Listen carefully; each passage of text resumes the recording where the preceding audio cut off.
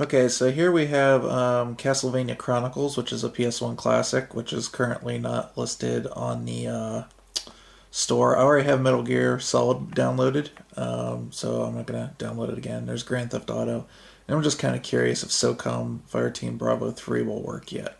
If titles do not work on the Vita, it will not even allow you to download them onto the device.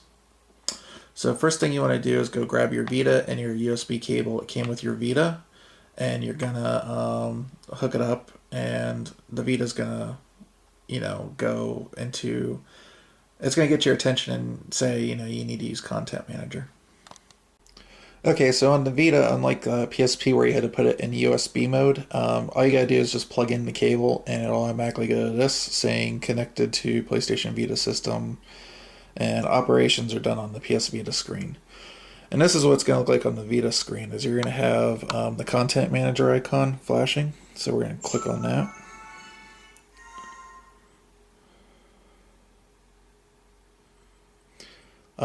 So what we want to do is we want to transfer new stuff over from PS3 to the Vita. If you wanted to back up stuff onto the PS3, you need to go this lower one, PS Vita system to PS3. There's also a few other options, like you can actually back up your entire card, restore it, or delete backup files. So we're going to go here. Now, here you've also got videos, music, and photos listed. If you're ever using this, it's just easier to actually open the videos, music, and photos app because the actual transferring takes place in those apps. If you just hit any of these, it'll just start those up. So we're going to go to applications up here.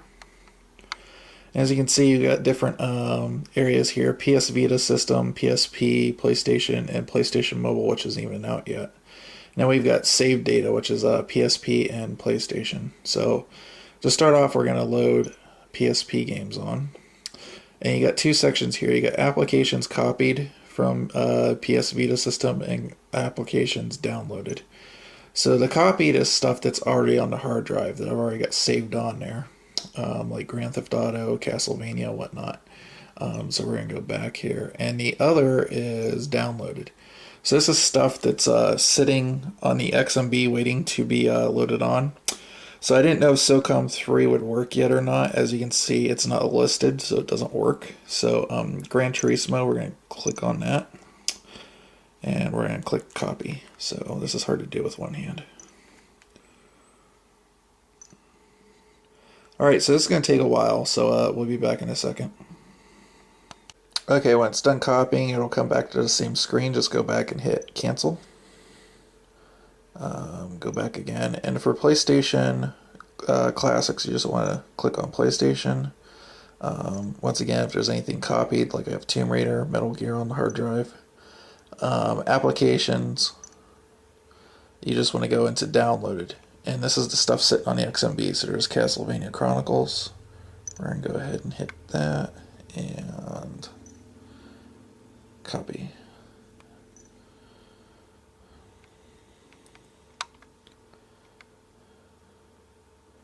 And once again, this is going to take a minute. So last one took about 3 minutes. This will probably just take a minute or two, but we're going to skip this.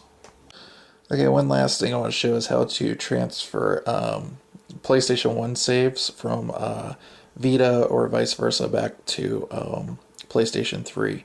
So my most recent save is on my Vita system, so I need to go to PlayStation Vita to PlayStation 3. Applications again.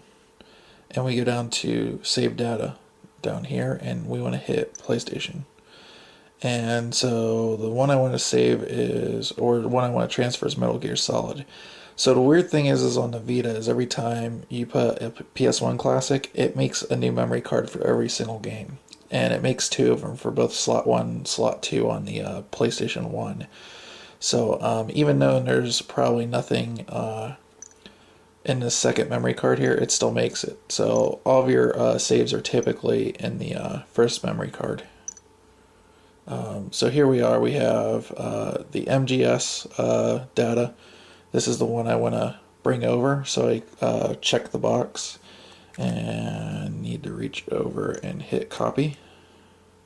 And it shows here the memory card for the PS3, which is just named internal memory card. We hit that and we hit OK. And it's going to bring it over real quick. And now my save is back on the PS3.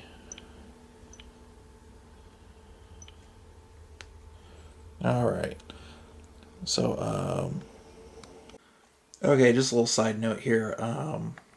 As far as like these games go, the PS1 classics now and the latest firmware, if you actually load them onto your PlayStation, typically anything loaded on the little install bubble will go away. It's now programmed so that install bubble does not go away, so you don't have to worry about if you accidentally install it before you plug your PSP in, or I mean your PS Vita. It's not going to go away. As far as stuff like Gran Turismo, when you try to load it, it's going to ask you to connect the PSP. So you're not going to have a PSP connected. So even tell you down here for Vita, when using PS Vita system, and how to do this. So if I can get the scroll down. But anyways, yeah, so you don't need to really worry about screwing up too much. It's really not going to let you. You have to have your Vita plugged in, and you have to use the content manager and everything.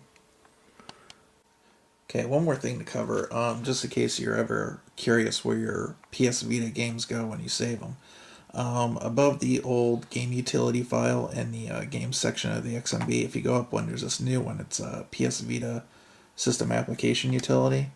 And this is technically where all the games go. You can't directly access them, it's just backing them up on the hard drive for you.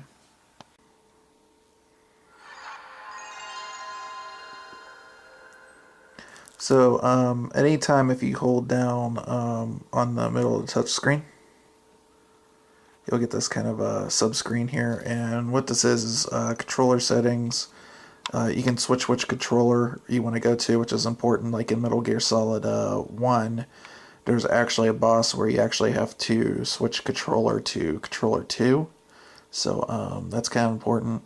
You can have custom. You can design the buttons how you want, or you can have them the way that they did it themselves. And then we have digital mode and analog mode. So if you remember on the old PlayStation 1, PlayStation 2, there's like a little switch on the bottom of the DualShock that would make it so it was just digital, it just work off the D-pad, or make it so you could use the analog sticks. They did away with that on the new ones, but default mode's always digital, so if you know the game will work with the analog sticks, you want to enable that. We have other settings, and what this is this is the screen mode adjust. So there's the original normal, it blows it up a little bit more, but it's still in 4:3. Zoom is horrible, and then full, it stretches it to 16:9. So we're just going to keep it on normal. That's what I play all my games on. Load speed, you can simulate it so it's running, say, 4 times instead of dual speed CD-ROM. Some games don't like that so much, so you might have to bump it back down to normal for them to work right. And then we have bilinear filtering, and all bilinear filtering is since this is taking a game that was at 320 by 240 and blowing it up to the Vita screen, which is 960 by 544. There's going to be heavy pixelation, so using this bilinear filter is going to smooth out those rough edges. And you can see the game works fine, no problems. It's just not gone through the proper certification on the store yet. So you get this thing here for the right stick. So as you know, some old PS Vita games would use camera controls in different ways. Some would just use the front-facing buttons. Some would use the shoulder buttons. Some would use the D-pad. And then, so basically what this does is this maps whatever is on the right stick here. So say like Metal Gear Solid Peace Walker, they use the face buttons, and so you press the face button for up, down, left, right. So by going into this subscreen and selecting right stick, you can press this. Oh, I think I just screwed up. There we go. And so now what that means is instead of pressing up, down, left, right, since you get the face buttons mapped to the analog stick, when you press the analog stick up, left, right, down, he's going to look like that. So pretty nifty.